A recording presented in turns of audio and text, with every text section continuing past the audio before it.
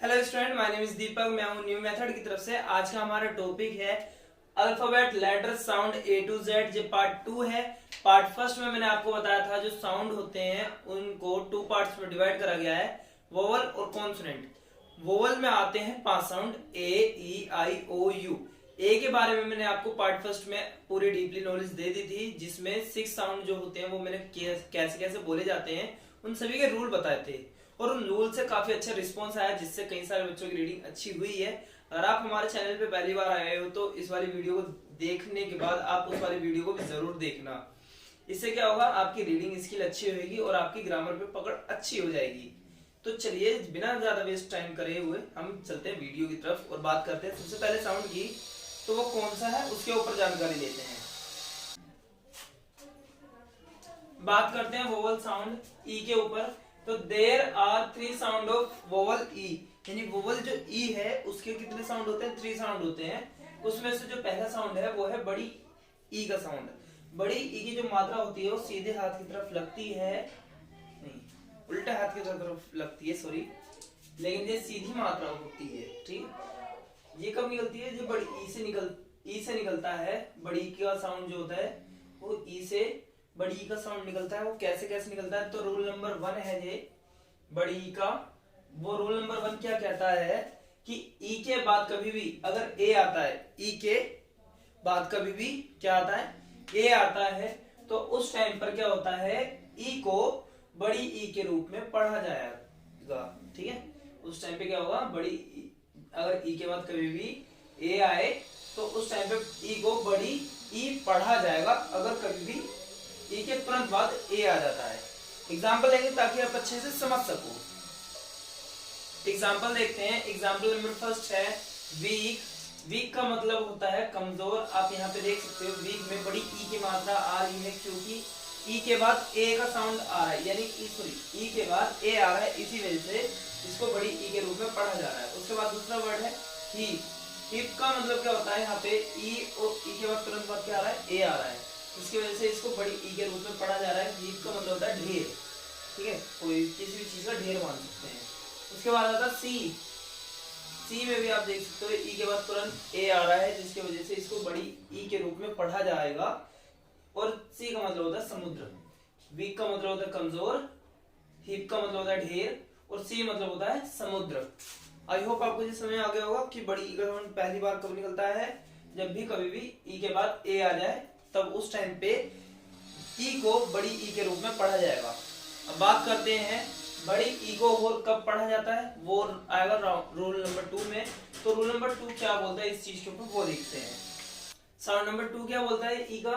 कि एक साथ कभी भी 2 ई एक साथ आ जाए, यानी कि एक ही तो आ ही रहा है, उसके साथ साथ एक और ई आ जाए, तो उस टाइम पर हम ई को बड़ी ई के साउंड के साथ पढ़ेंगे। ठीक है, एक ही साथ। ठीक है, एक साथ अगर कभी भी डबल ई आता है, दो ई एक साथ आ जाए, तो उस टाइम पे हम ई को बड़ी ई के रूप में पढ़ाएंगे। क्या करेंगे? बड़ी ई के रूप में इसको पढ़ेंगे। अब देखो एग्जांपल लेंगे ताकि आप अच्छे से समझ सको। बात करते हैं एग्जांपल के ऊपर। तो वीक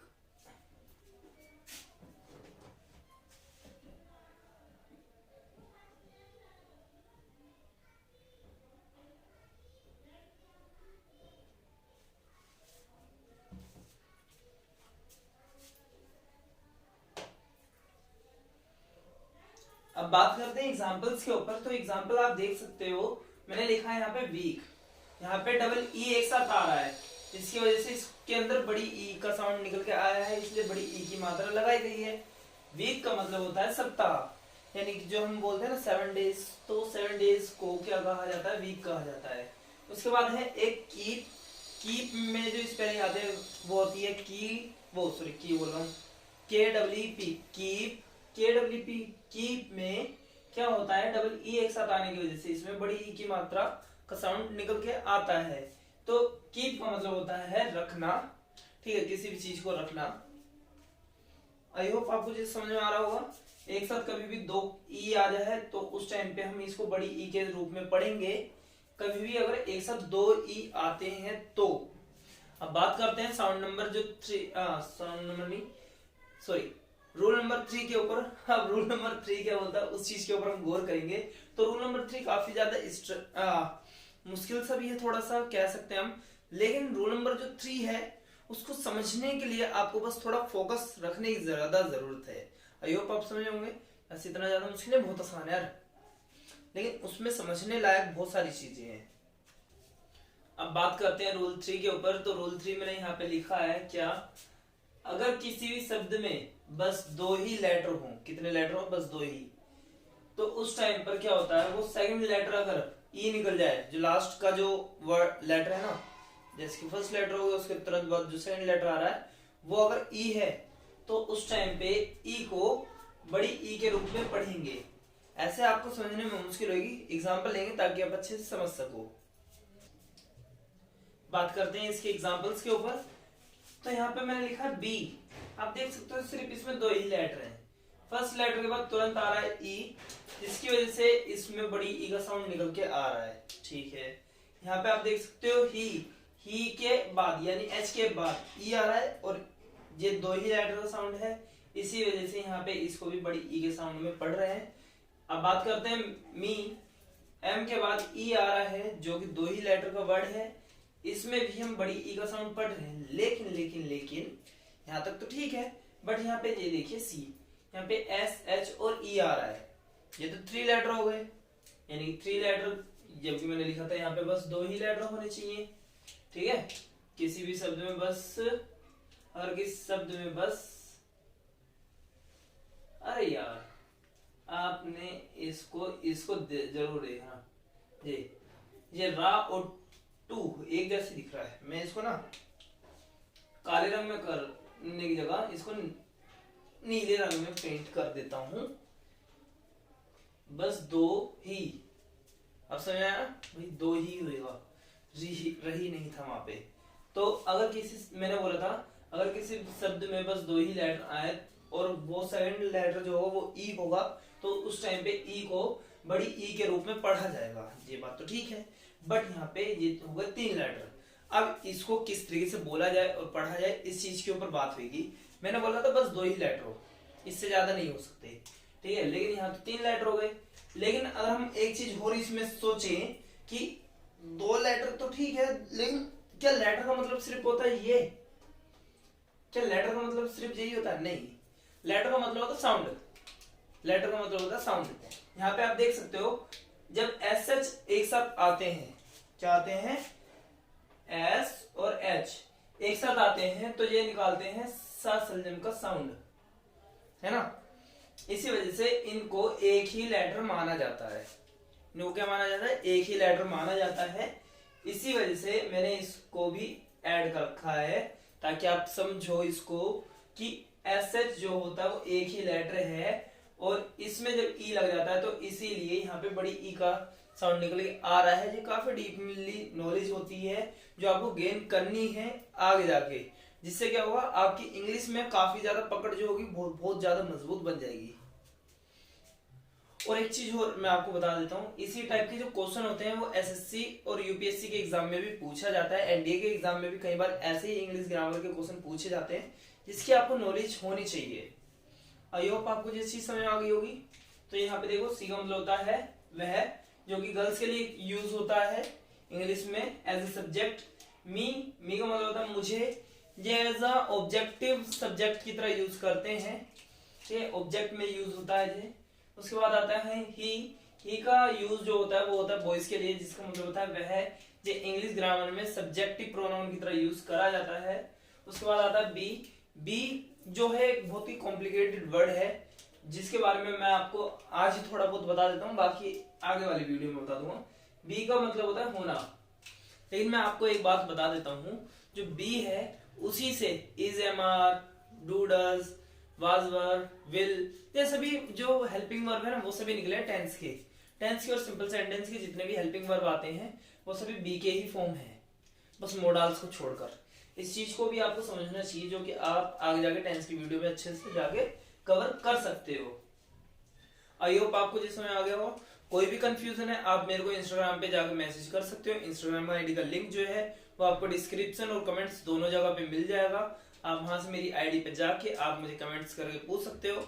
बाकी आप चाहो तो मेरे व्हाट्सएप ग्रुप में भी ज्वाइन हो सकते हो, जिससे आप ऑनलाइन क्लास भी ले सकते हो। ऑनलाइन क्लास की जो फीस है बहुत ही मिनिमम है, जिससे आपको ज्यादा पे करने में भी प्रॉब्लम नहीं होगी। अब बात करते हैं आगे, साउंड नंबर 2 आएगा। साउंड नंबर 2 क्या बोलता है, किस तरीके से उसको प्रोनाउंस करते हैं, इस चीज के ऊपर हम बात करेंगे। अब अगर हम बात करते हैं साउंड नंबर 2 की, आई होप आपने लिख लिया होगा, इसको रब कर देते हैं। अब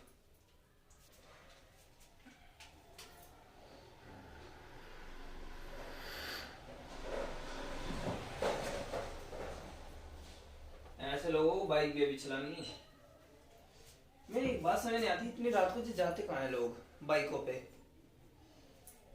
मेरी हर एक वीडियो में कोई ना कोई ऐसा बाइक वाला जरूर आता है जो कि बाइक चलाते हुए निकल जाता है बड़ी तेजी से और आवाज करते हुए, और जो यहाँ पे काम चला रहे हैं, ये नहीं कि मॉर्निंग में ये चीजें करें, हथौड़े हथौड़े को ड्रिलिंग का नहीं, रात को ही करना है जब सब लोग सो जाते हैं। क्या ये चीज सही है या गलत है? गलत बात है, ये मानते नहीं लोग।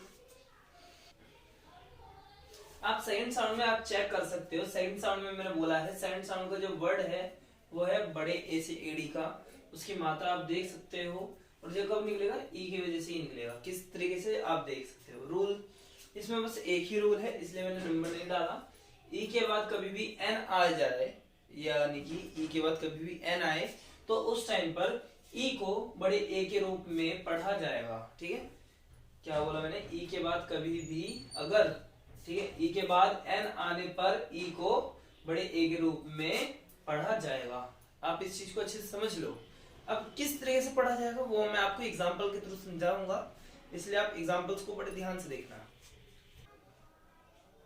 अब बात करते हैं एग्जांपल्स के ऊपर। तो एग्जांपल आप देख सकते हो, मैंने लिखा है यहाँ पे हैन। हैन हैन के जो स्पेलिंग मैंने लिखी है वो क्या है, वो ई एन आ रहा है, देखो लास्ट में एच ई एन। और मैंने बोला है ई के बाद कभी भी अगर एन आता है तो उस टाइम पे ई को बड़े ए के रूप में पढ़ा जाएगा, तो एच एन, जिसकी वजह से यहाँ पे ई का जो साउंड है उसको बड़े ए के रूप में पढ़ा जा रहा है। पेन, यहाँ पे भी ई एन एक साथ आ रहा है, जिसकी वजह से इसको भी बड़े ए के रूप में पढ़ा जाएगा। उसके बाद आप देख सकते हो यहाँ पे लिखा हुआ है एंटर। यहाँ पे आप देख सकते हो एंटर की जो स्पेलिंग मैंने यहाँ पे इस जगह पे लिखी है हिंदी में, उसमें भी बड़ा ए ही आ रहा है। ये तो मात्रा के रूप में आ रहा है, और जो रियल वर्ड है उसके रूप में आ रहा है, ना कि मात्रा के रूप में। और इसकी हिंदी मीनिंग आप देख सकते हो कि हैन का मतलब होता है मुर्गी, पेन का मतलब होता है कलम, और एंटर मतलब होता है प्रवेश करना। और हाँ, एक हैन होर होता है जिसका मतलब होता है चकोर। आप गूगल पे सर्च करके देख सकते हो, इसका मतलब भी चकोर ही आता है। लेकिन आप जब एक लिस्ट आती है वर्ड्स की, अगर आप वर्ड्स की लिस्ट में जाओगे तब उस टाइम पे आपको ये दिखेगा भी। अब बात करते हैं साउंड नंबर 3 के ऊपर कि साउंड नंबर 3 है कौन सा, उस चीज के ऊपर बात करते हैं। साउंड नंबर 3 वो जो है वो बहुत ज्यादा इजी भी है। चलो चलते हैं। आई होप आपने जो लिख लिया होगा, इसको अब मिटा देते हैं।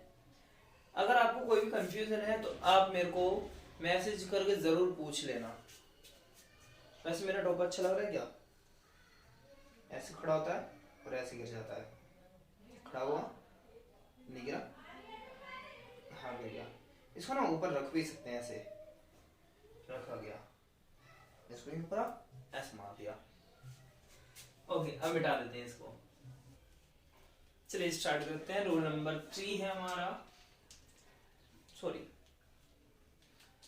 चलिए स्टार्ट करते हैं। Sound number 3। साउंड नंबर 3 बोलता है छोटी ई का साउंड कब निकलता है। छोटी ई का साउंड भी जो होता है वो ई से ही निकलेगा। कैसे? ई के बाद कभी भी अगर एक कॉन्सोनेंट और एक वोवल आ जाए, ठीक है, ई के तुरंत बाद एक कॉन्सोनेंट और एक वोवल आ जाए, तो उस टाइम पे ई को छोटी ई के रूप में पढ़ा जाता है। आई होप आपको समझ आ गया होगा।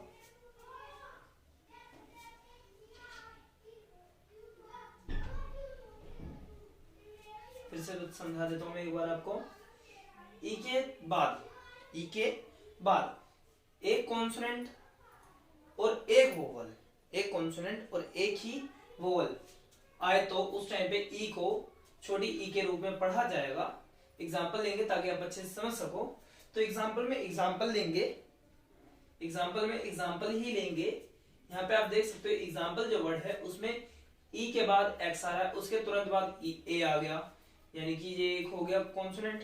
समझाने के लिए आपको एक चीज ध्यान से देखना, ये हो गया ई, ई के तुरंत बाद क्या आ रहा है, एक्स आ रहा है जो कि एक कॉन्सोनेंट है। कॉन्सोनेंट के बाद आ रहा है ए क्या है, एक वोवल है, इसी वजह से इसको छोटी ई के रूप में पढ़ा जा रहा है। एग्जाम्पल को कहते हैं उदाहरण। अब बात करते हैं 11 के ऊपर, यहाँ पे 11 लिखा हुआ है, ई है, फिर उसके बाद एल आ रहा है, एल क्या है, एक कॉन्सोनेंट है, उसके बाद ई आ गया, और ई क्या है, एक वोवल है, इसी वजह से यहाँ पे छोटी ई आएगा, और 11 का मतलब होता है 11। आप एग्जाम भी लिख सकते हो इसमें।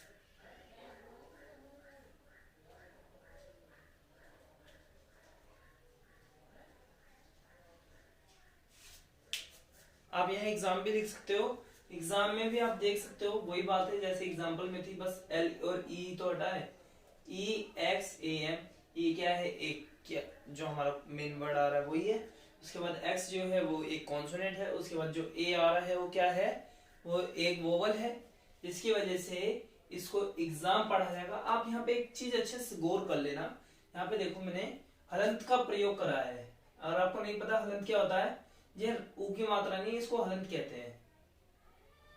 ये हिंदी भाषा का एक वर्ड होता है, जब भी कोई लेटर पूरा ना हो तो उसको हलंत कहते हैं। पूरा करने के लिए लेटर को उसमें छोटा आ जोड़ा जाता है, जब तक नहीं जुड़ता तो वो हलंत के साथ प्रयोग करा जाता है।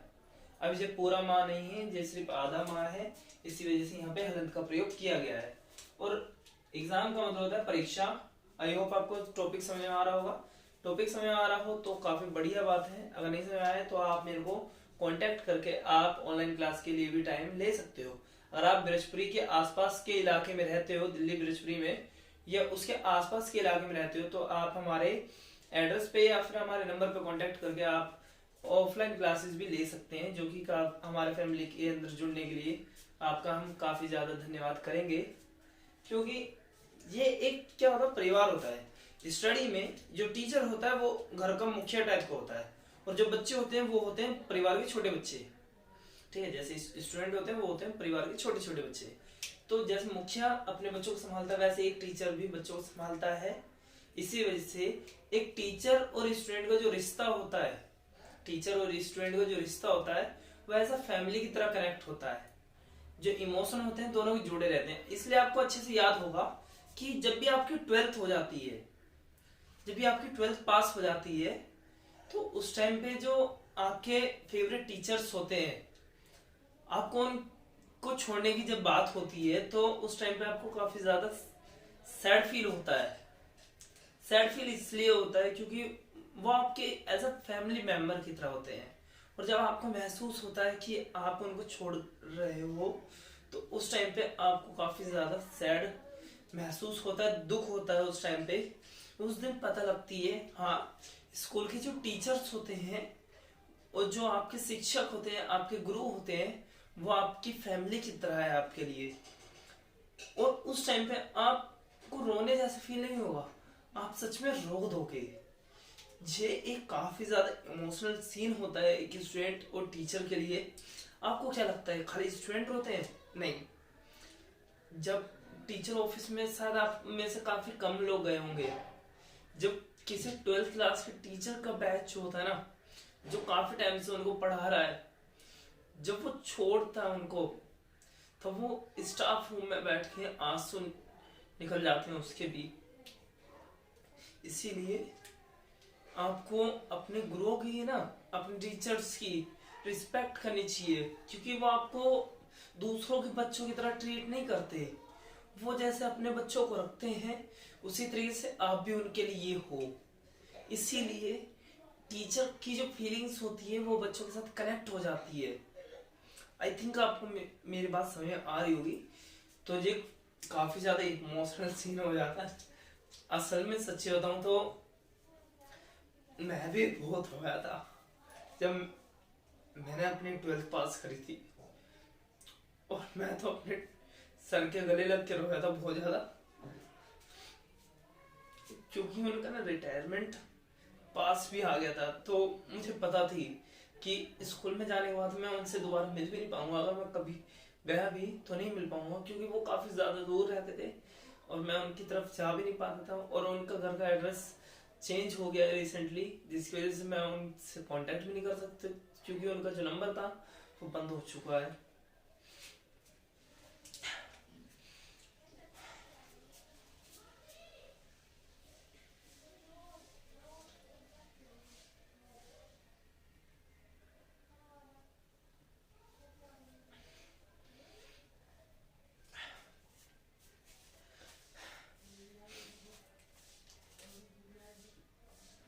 आई होप आपको इतना टॉपिक समझ में आ गया होगा। कोई भी कंफ्यूजन है तो आप मुझे कमेंट्स करके पूछ सकते हो, या आप मुझे इंस्टाग्राम पे मैसेज करके भी पूछ सकते हो। इंस्टाग्राम आईडी का जो लिंक है वो आपको डिस्क्रिप्शन और कमेंट्स दोनों जगह मिल जाएगा। हमारी फैमिली के साथ बने रहें और हो सके तो अपना प्यार ऐसे ही देते रहें। जो मेरी इस पहले वाली जो रूल की वीडियो थी वो काफी अच्छी अभी तक चल रही है। अगर आप सभी का साथ हो तो लाइफ में काफी ज्यादा बेहतर हम कर सकते हैं। मैं काफी ज्यादा इमोशनल हो रहा हूँ, तो आज की वीडियो यहीं पर खत्म करते हैं। ये पार्ट 2 था जिसमें मैंने ई बताया है। पार्ट 3 जो आएगा उसमें मैं आपको आई के साउंड बताऊंगा। पार्ट 3 जो होगा आई थिंक 1 या 2 दिन में आपको अपलोड हो जाएगा, क्योंकि एक वीडियो बनाने में कम से कम 1 या 2 दिन का टाइम लग ही जाता है। आई होप आपको ये वीडियो समझ आई होगी। समझ आई हो तो प्लीज वीडियो को लाइक करें, शेयर करें हमारे इस वीडियो को। जिस भी व्यक्ति को पढ़ने में काफी ज्यादा प्रॉब्लम होती है इंग्लिश को, खासकर आप अपने छोटे भाई बहन या अपने दोस्त के भाई बहनों के पास ये सेंड कर सकते हो अगर वो छोटी क्लास में है। क्योंकि अगर छोटी क्लास में अगर वो